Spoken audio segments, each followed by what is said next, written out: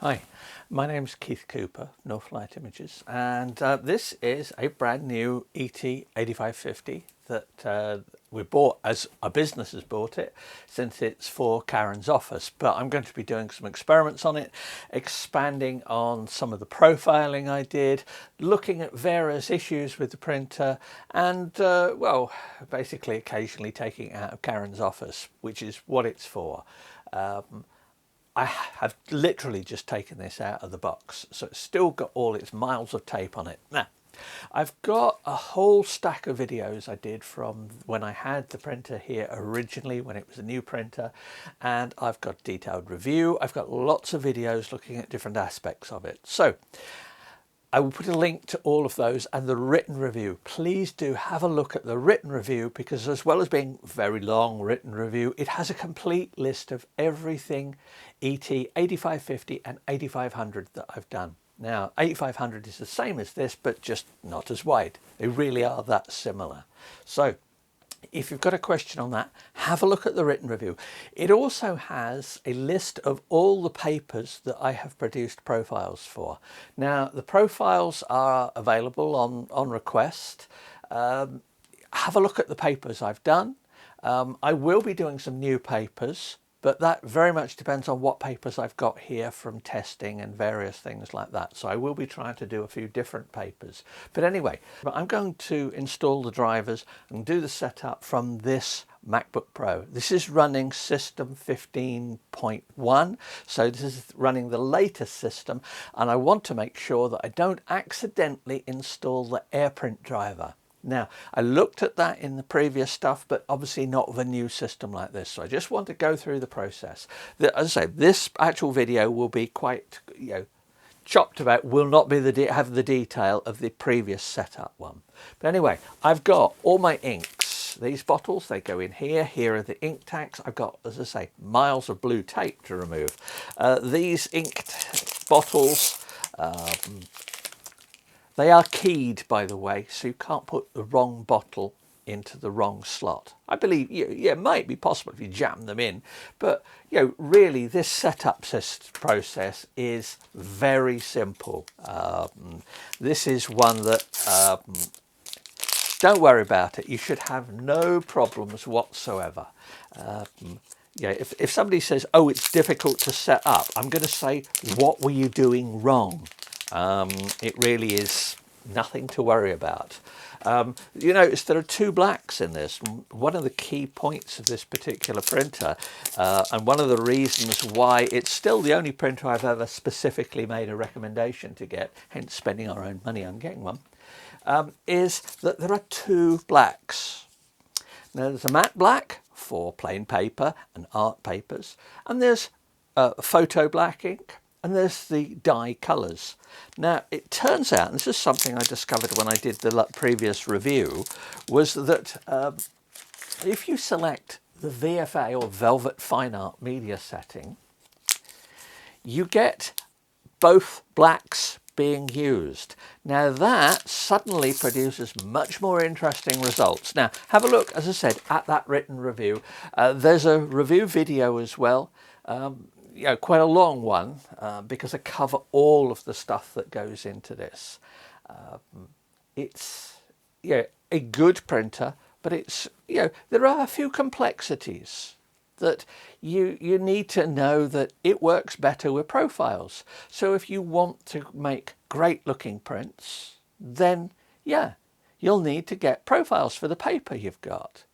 Doesn't mean you can't just print using, you can make tolerable looking prints direct from a phone, but phones are absolute rubbish for any quality stuff like that. I know they're getting much better, but if you want the very best in print quality, you still need to take that picture off the phone and process it on a computer. I almost said a real computer there, although phones are more powerful than many desktops these days, in some respects, only in some respects. But anyway, I've opened up these inks here.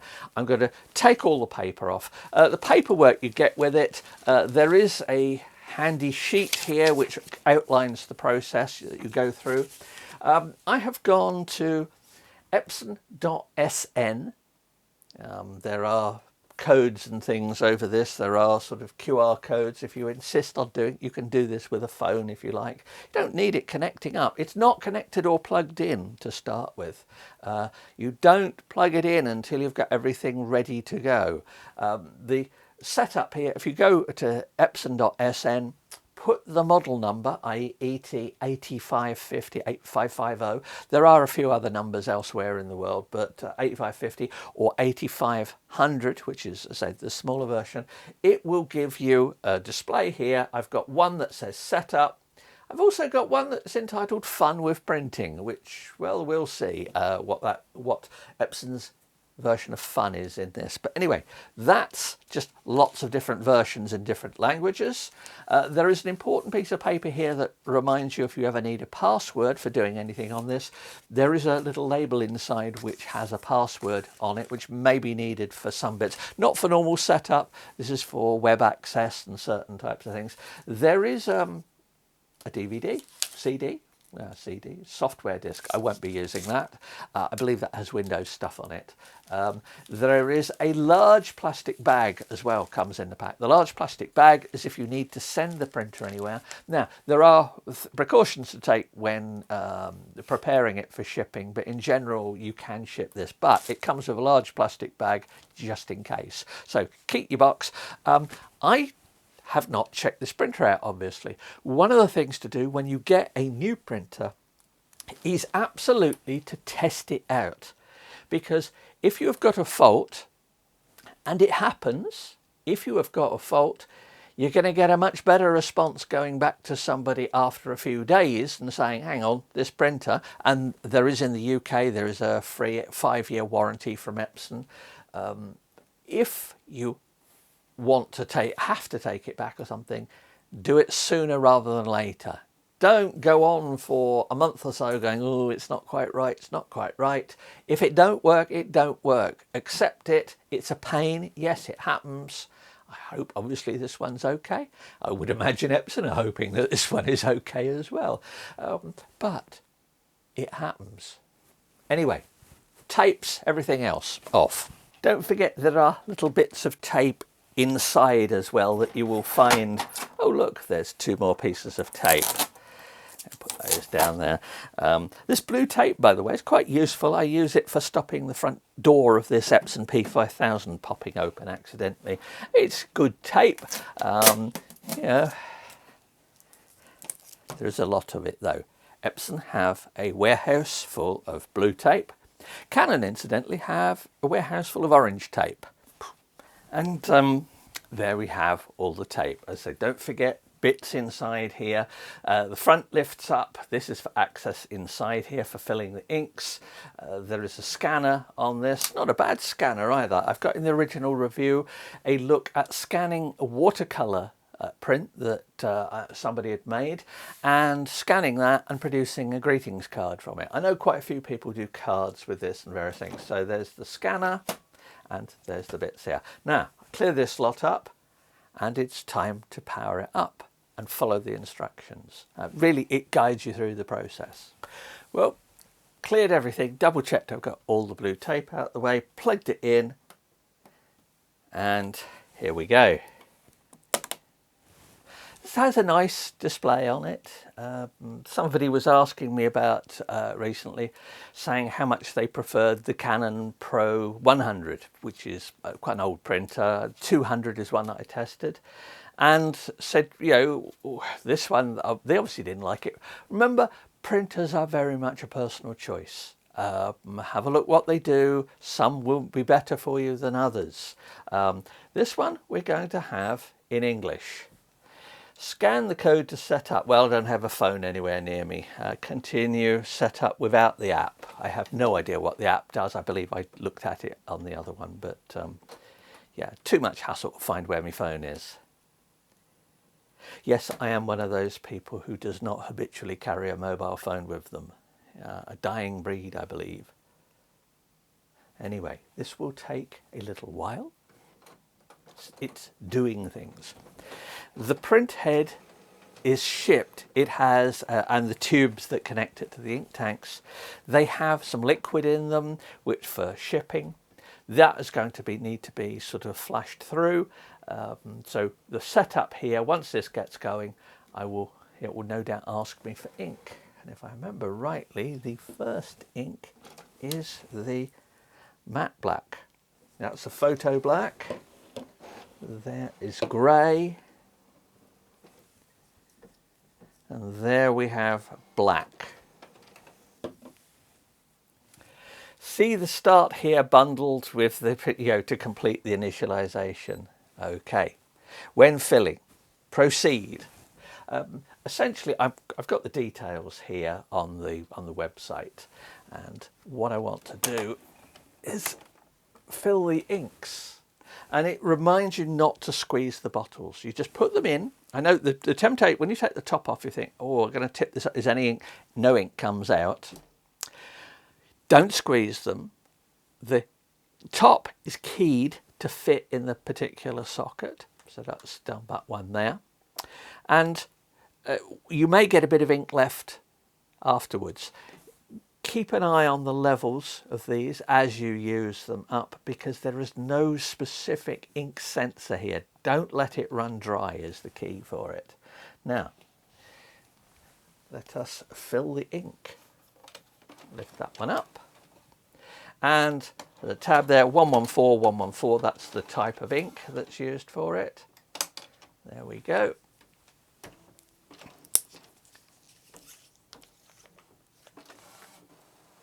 Now, there's the black ink.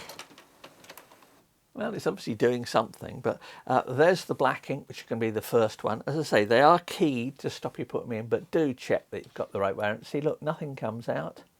I put that there, and I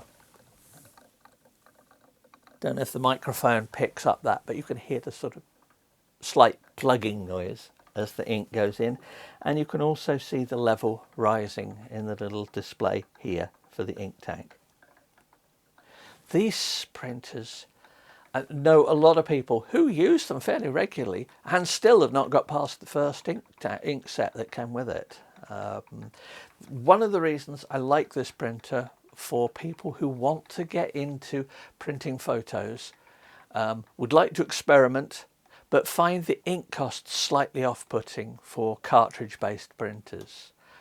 This one sort of, in a way, helps you get over that, and it's one of the reasons I suggest it for learning to print. It's good enough to be able to make very nice prints, and the ink costs, okay, the printer is a bit more expensive, but the ink costs are not going to cost you anymore. It's stopped.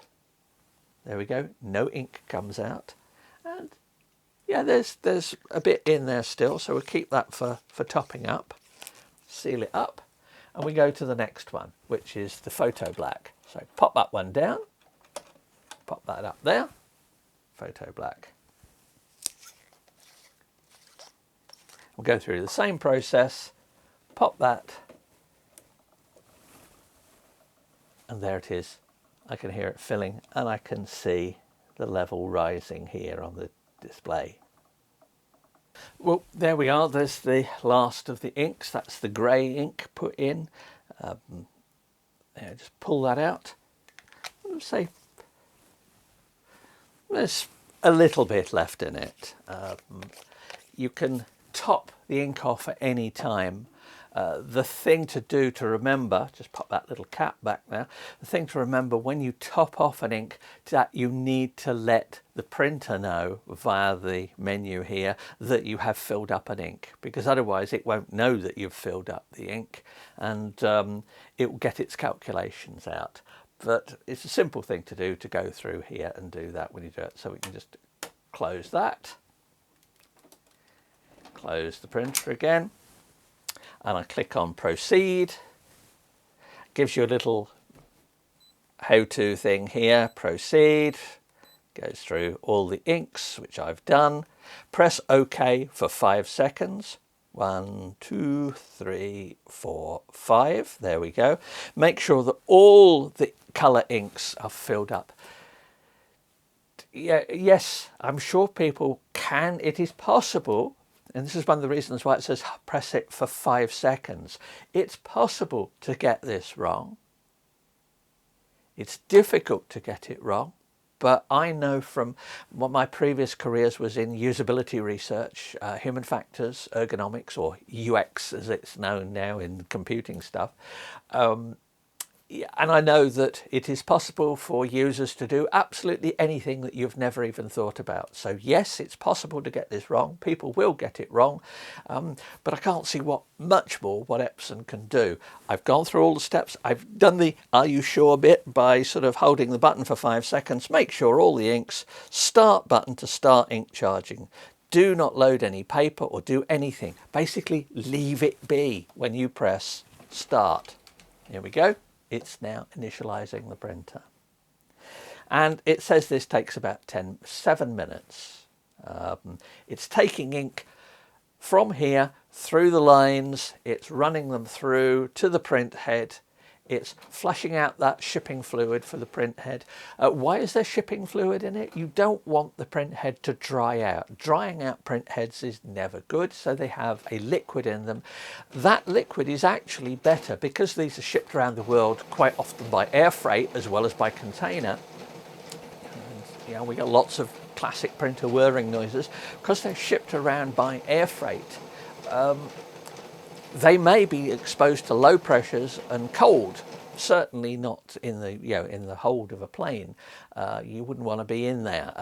So that could cause damage if they were shipped with ink in or a non-specific liquid. That's why it's there. But anyway, it's doing stuff. We'll just let it do its stuff now. There we are. After 5-7 minutes, it's finished making all its whirring noises. Initialization is complete. You now need to do a few adjustments, which it will do. Press the option here to adjustment. Now, I need to, you can do this later, but it's easy enough to do. So I'm just going to take this and pop some A4 paper into it, plain paper. This shows on the guide on the epson.sn site. There we go, just put those there. There we go. I've loaded some A4 paper. Now, there are several paper slots on this. For photo printing, the only one I personally ever used was this top slot at the top here. There is a slot at the back. There's a straight through print path, so you can print on card through that way. There's a slot, as a slot here.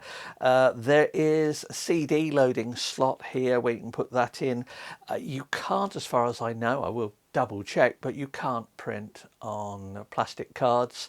So if you want to print ID cards, the 8550 is, the 18100 is the one to do that. I've got a review on it. I've looked at printing on plastic ID cards.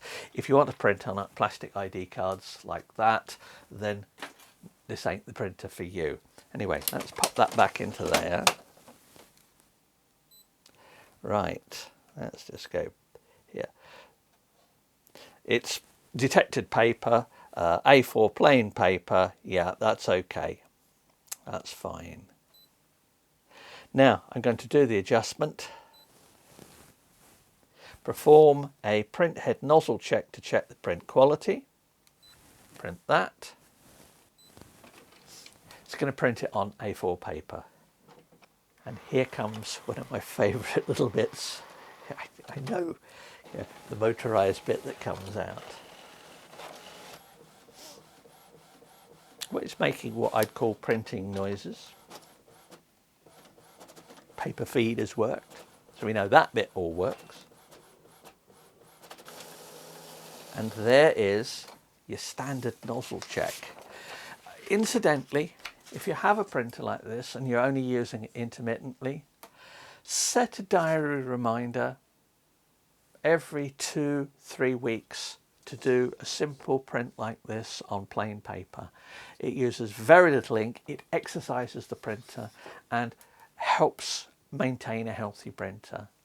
Printers do not like disuse. So if you're going to get one of these and you think, well, I'm not going to be doing any printing for 3 or 4 months, ideally do not leave it for 3 or 4 months. Print some of these occasionally. I mean, this is going to get used for office printing, which obviously is not so much these days as we used to do, but that's enough to keep it busy. 2-3 weeks, run one of these off. If you're feeling really tight-fisted about paper, you can turn it round and print the same pattern on here, and you can turn it over and you get it. So you can get 4 nozzle checks on one sheet of A4 paper. Yes, yeah, there we go. But anyway, it tells me the firmware, and if it alerts you to update firmware, in general, I see no reason not to update firmware. It gives me the serial number. It tells me how many pages have been printed. And there we go, 0.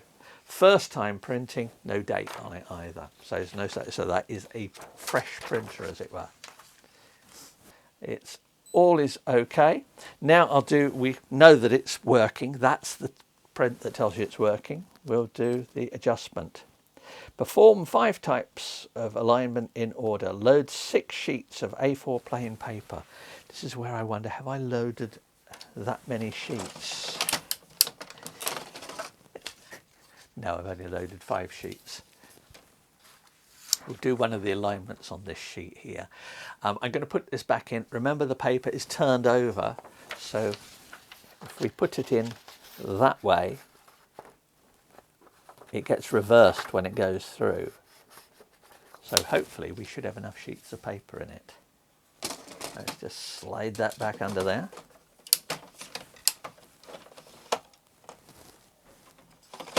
There we go, that's slid into there. Reminds me again, 5. Okay, let's see what happens with the alignment patterns. You can leave this till later if need be. I would always suggest doing it on a printer, but yeah, if need be, if you're just in a hurry to get on printing, these are normally set up okay, but just bear in mind that your print head ideally does need setting up. I'm not going to show the full process on this, just follow the instructions. Well, I will just check that first sheet that I put in reused comes out okay. Larger, more expensive printers often automate this step. There we go. There's the sheet I was saying. And effectively, you have to have a look at these fine patterns and say which one is where the lines aren't bent. Now, I need much stronger glasses on to be able to see this, so I'm not going to go through this process in detail, but yeah, run through it.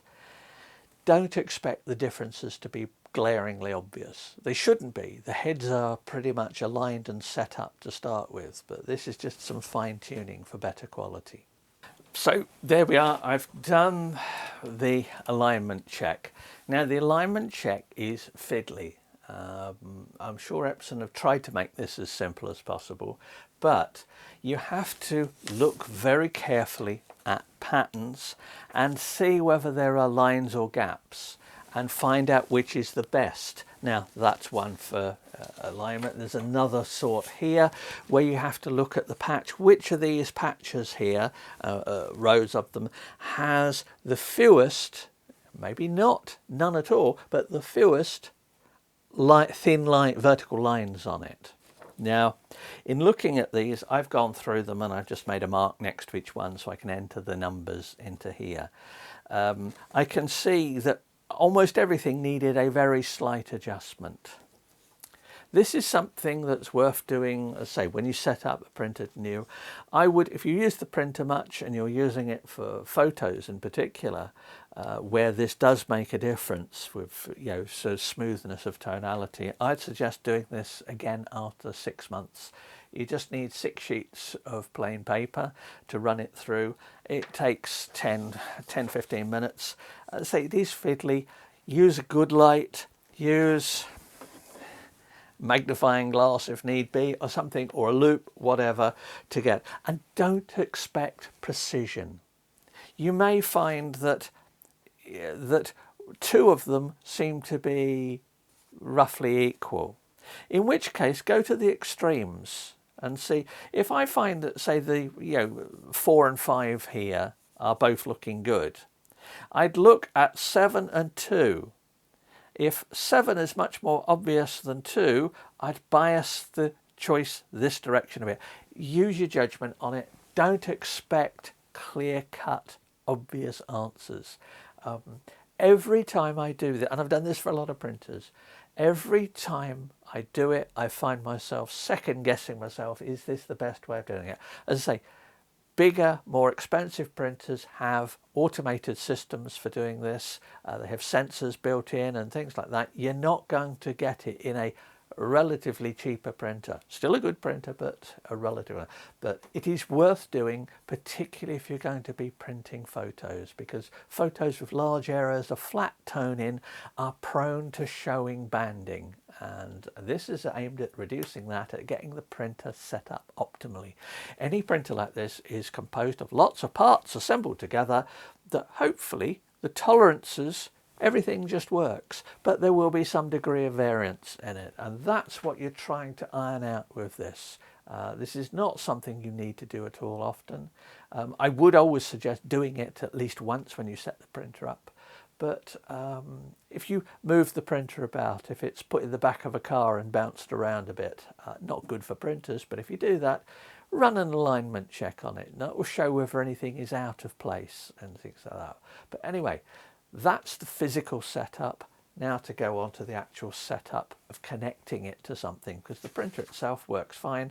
I've got the menu here and everything is working as expected. Right, well, that's properly set up, initialized. What about subsequent setup, installing onto a computer, putting the driver on and stuff? Now I'm just going to show the Mac one here. I've got some older Mac installation notes on my original review a few years ago, but on this one I'm using the latest system 15.1, and this is one that I know has caused people a few problems. In terms of connecting this up to your network, how you connect it, there are lots of different options. I'm going to have this one on our wireless network.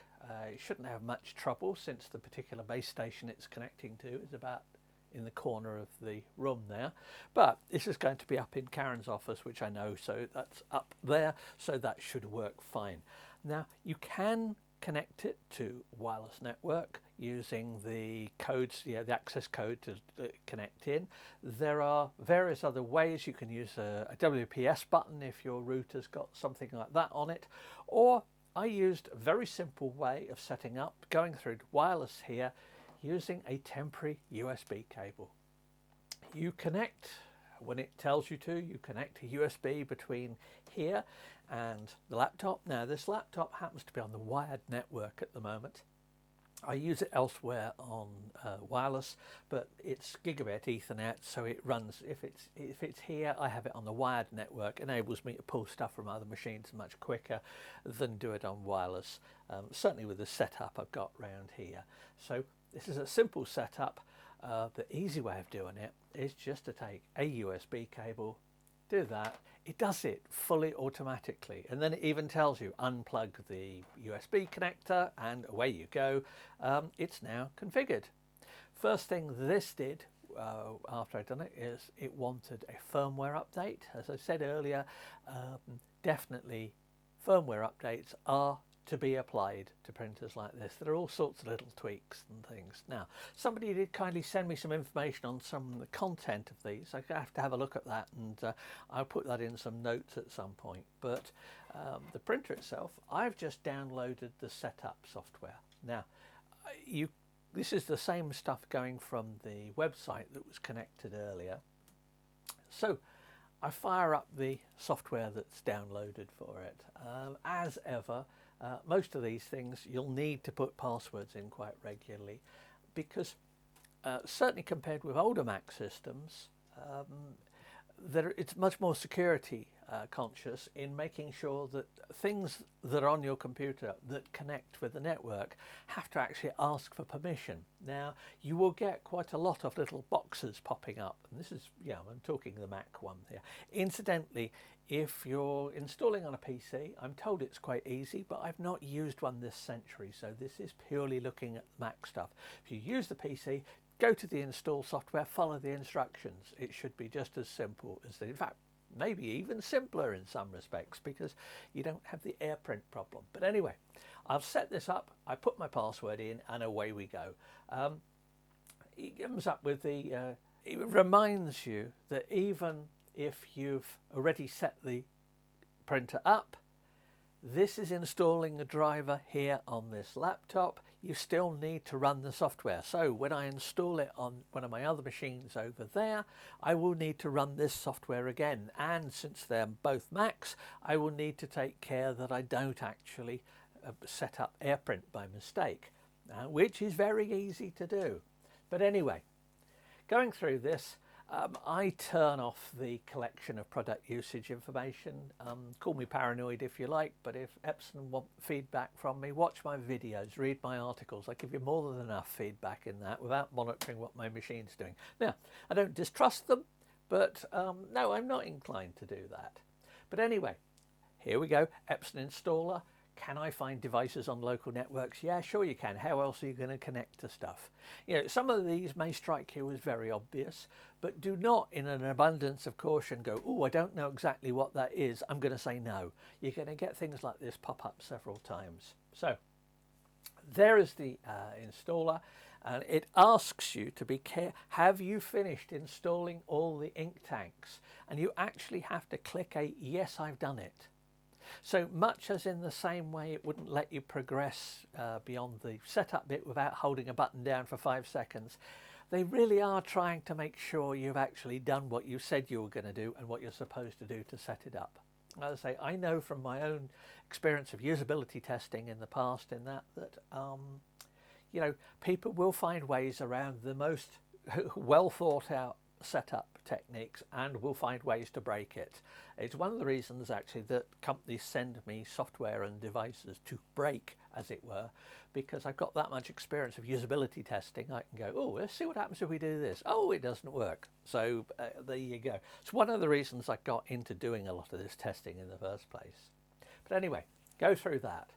Next, here we go, another bit pops up. Allow Epson installer to find devices. It may ask you several times some of these things. It's just little bits of software kicking in. Each needs the permission and stuff for doing it. But anyway, it goes through the environment and it gives me options of connecting via Wi-Fi automatically, connect via wired Ethernet. So I could plug Ethernet into here and whoa, it would be a way. It'd be very simple. That's the simplest way. In fact, this printer here, the big Epson P5000 that's next to it, that's connected on Ethernet.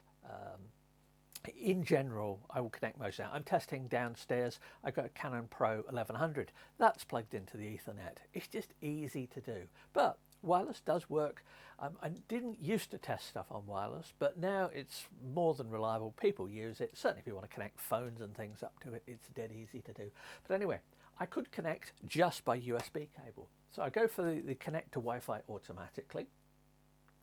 It will ask me various ways, and I've got an option, connect by entering the actual network name here and the password. Well, yes, it's better on the keyboard's not too clunky in using stuff on here, but yeah, it's a touchscreen, it's faffing about. So much easier, use the temporary USB lead.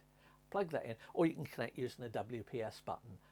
I've never owned a router with a WPS button on it anyway, so I've never tried that.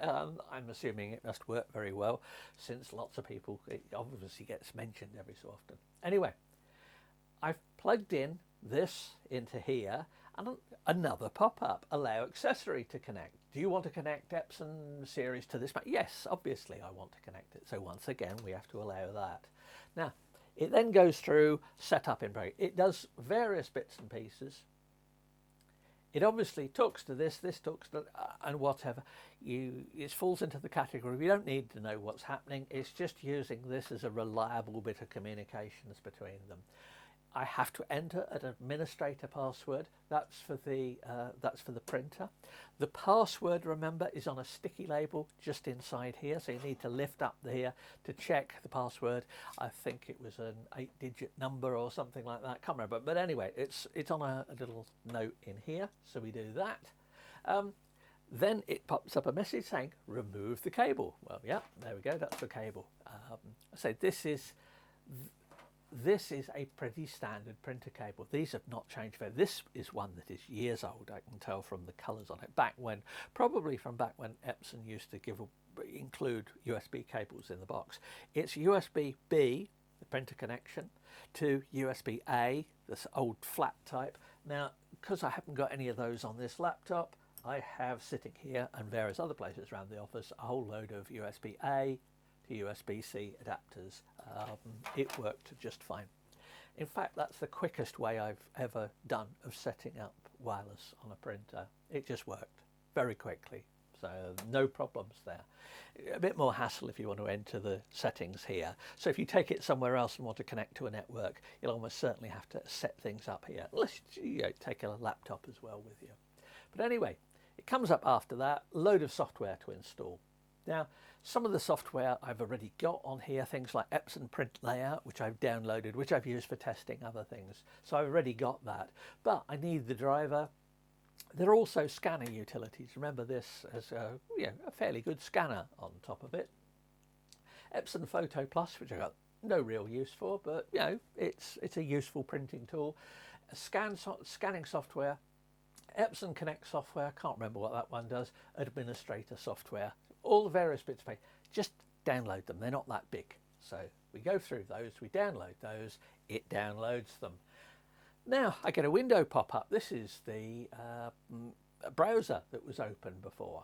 Now it'll go through, tells me setup's complete, allows me to do stuff for connecting to phones and various things like that. But I'm not really interested in that at the moment. We'll go back, and behind that window, it has gone and installed the printer for me. Great. It's got the Add Printer dialog here. Tells you how to do it. And then next to it is my printers and scanners page. And I can see we've got a Canon printer, the one I'm testing downstairs.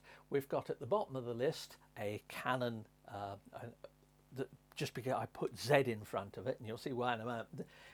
That's the AirPrint version, just so I can test how useless AirPrint is. And we can see SP5000, which is this one here. Fair enough. And we've got Epson ET-8550 series. There we go, it's connected. What's more to do? Well, actually, unfortunately, quite a bit, because that is not the printer driver you want. That is the dreaded AirPrint driver. And when I click on the little arrow and gives me the information, I see at the bottom of it, it says driver version 4. Above that, kind, and this is the important bit, it says Epson ET-8550 series dash AirPrint. Useless. Great if I want to connect a phone up and things like that, but I don't. I want to connect up and do some proper printing with it. So anyway, that's no use. I'm not going to delete that. What I do is go once again in this dialog to add a printer. Now it pops up with printers, it does a search, it finds three printers on it. It finds the little Canon one that Karen's still got upstairs that this is replacing. It's got a Pro 1100 Canon, the one downstairs, and it's got Epson ET-8550 series, two versions of that. Now I'm looking at the one that says Bonjour Multifunction. That's to allow it to work with the scanner and things. You could use that. The other version of it is Epson TCP/IP. You don't need to really worry about that. That's the IP printing. There are times when you might want that driver, but I can't for the like of me think what they are. But anyway, we'll go for the Bonjour one. Now, the important bit here is you'll see there's some boxes. It says name, location, use at the bottom. Now, what I need to do is select that 8550, the Bonjour Multifunction one.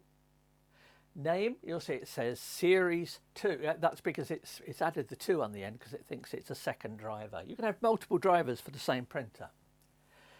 Location, well, we won't bother with that, but underneath that it says Use, and then there is a Select Software option. When you click on that Select Software option, you will get, because it's been installed, a big list of printer software. Now, it just so happens that right at the top of the list, fortunately anything that's new on the system is shoved at the top of the list. You'll see at the very top of the list it says Epson ET-8550 series. Now, that is the driver we want. I select that, go OK, and add it in, and we will get printer set. Now, first of all, once again, another one of those little pop-ups. Allow Epson printer and then a name to find devices. Yes, please find it, find the printer. And now we have a new printer added. This one says, 85 series, 2. It's added that new printer. Now, what am I going to do with these? Open up the little arrow on the side, and I say the important bit where it says kind, it now says 8550 series, no AirPrint on it. It also says driver version 13.26. That's the current version of the driver, and that will work with this.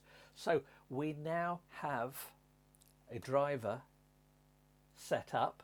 Now I'm going to rename the old one to Z ET-8550, and that's the AirPrint driver. You'll see that's version 4, has AirPrint under the name of the side. We've now got 2 drivers.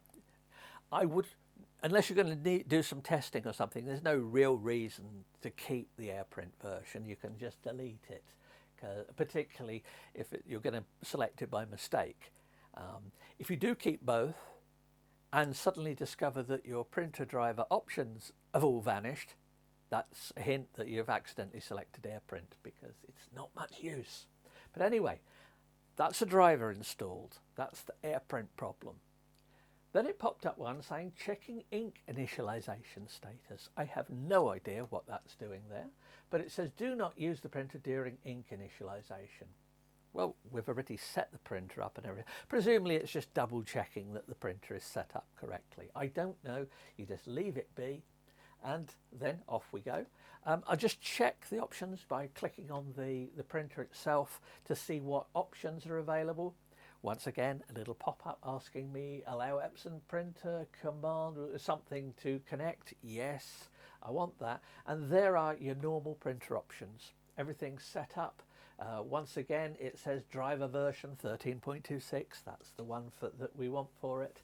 I look at the utility. I can get supply levels, and there's the Epson printer utility, the standard one that's been around for years, versions of it. That allows me to have a look at the printer. I can, from this, I can connect to the printer's web page as well, so you can look at stuff on that. But anyway, that is all as it should be. So really, I'm quite happy that it's all set up, it's all working. Go back to that that web page that was open. Right at the end of the process, it says you can print a test print, and that is the test print that it comes out. Some colours and some more information, and there we are. Everything is set up. So if you're using on a Mac, pay careful attention to what version of driver is installed. It is easy to get the wrong one, and it installed the wrong one of its own volition, which is nice of it. I thought you had to actually get it to do that, but this one beat me to it. So effectively, if you do get an AirPrint driver, leave it there and reinstall again. Go through to make sure you're using the correct software for it, and then off it goes. And there we go, we've got it all set up. This now prints to this, and I can proceed and do the same thing from other computers and connect to this. I can find it with my phone, I can use the software there. So there you have the setup. If there are Windows problems, sorry I didn't cover any, but I say I genuinely have not used a Windows PC this century. We've got all Macs in the house, so there you go. Hope that was of some help. Please do let me know. If you want more information on the 8550, have a look at the main written review I did some time ago. That has links to every single video I've made about the 8550. That's the quickest way of finding out if I've covered a subject. Not only is it a long written review, it has all the videos listed as well about what they're there for and things like that. So that should be it really. Thanks for watching, and bye.